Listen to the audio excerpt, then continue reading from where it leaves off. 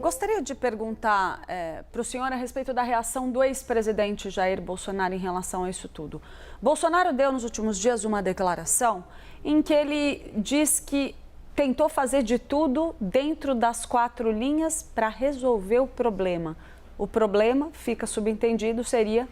Lula chegar ao Palácio do Planalto. A questão fica para a gente a sensação de que o ex-presidente e alguns dos seus pares ali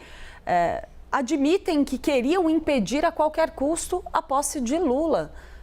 e que só não deu certo porque houve outros obstáculos.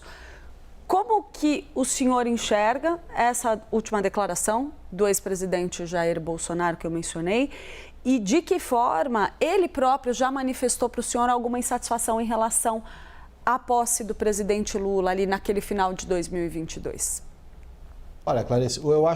eu tenho a impressão que essa discussão das 4 linhas se refere muito mais a formas de interpretar e eventualmente aplicar aquele artigo 142, sobre a qual se estabeleceu uma grande polêmica, alguns dizendo que não tem nada de poder moderador, outros dizendo que sim, enfim. O que me parece é que é o seguinte: desde o início do governo, numa crescente, permanente crescente, desde o início até o final, e no final isso era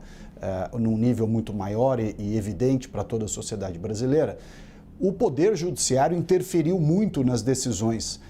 do Poder Executivo, interferiu em coisas que não deveria interferir, interferiu em decisões de mérito da própria administração, que são inerentes ao Poder Executivo. E quando o governo, a partir de um dado momento, isso bem antes das eleições de 2022, começa a enfrentar uma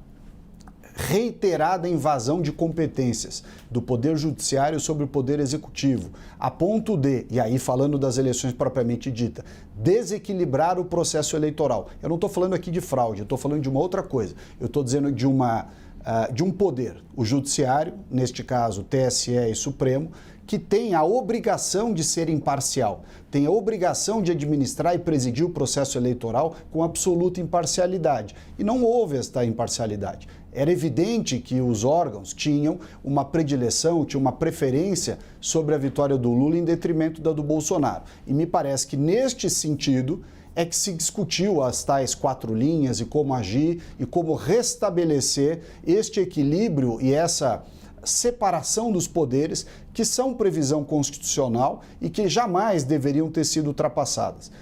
Com relação à análise do presidente sobre o resultado das eleições, ele foi para os Estados Unidos, eu só tive contato com ele quando ele voltou, eu tive contato com ele inclusive no primeiro dia, quando ele retornou dos Estados Unidos aqui para o Brasil, eu já era deputado.